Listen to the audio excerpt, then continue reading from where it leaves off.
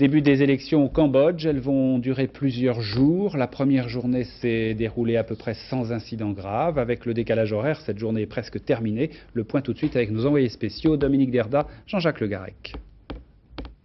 Au stade olympique de Phnom Penh, un vote sous très haute surveillance.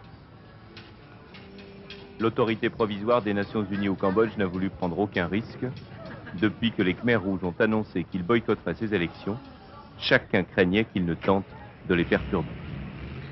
Il ne s'est rien passé, rien de grave en tout cas, à Phnom Penh aujourd'hui. Et c'est en masse que les Cambodgiens se sont rendus aux urnes dès l'ouverture des bureaux de vote. Ils continueront ainsi à affluer tout au long de la journée. Pour la première fois depuis plus de 20 ans, ils peuvent choisir librement les députés qui siégeront à l'Assemblée constituante. Il a d'ailleurs fallu longtemps aux Nations Unies pour les convaincre que leur vote resterait bien secret.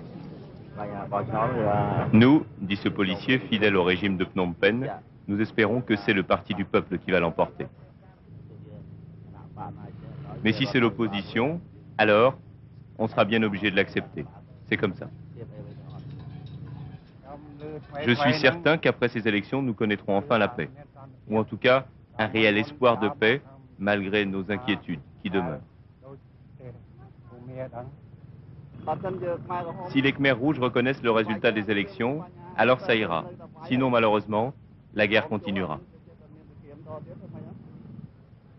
Le gouvernement de Phnom Penh a d'ores et déjà prévenu que s'il remportait ces élections, comme il en a la certitude, il livrerait bataille aux Khmers rouges pour contrôler tout le territoire du Cambodge.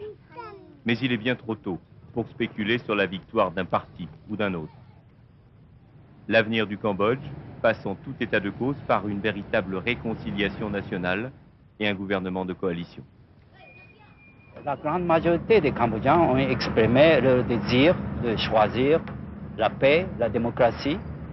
Et après l'établissement de nouveau gouvernement, le gouvernement peut négocier avec les Khmers rouges, avec des dissidents. Mais il nous faut continuer ce processus qui a déjà commencé, qui a été approuvé par les Cambodgiens, par le CNS, qui est aussi supporté par le Conseil de sécurité et la communauté internationale tout entière. Les bureaux de vote resteront ouverts pendant encore 4 jours. Les résultats ne devraient être connus qu'aux environs du 15 juin.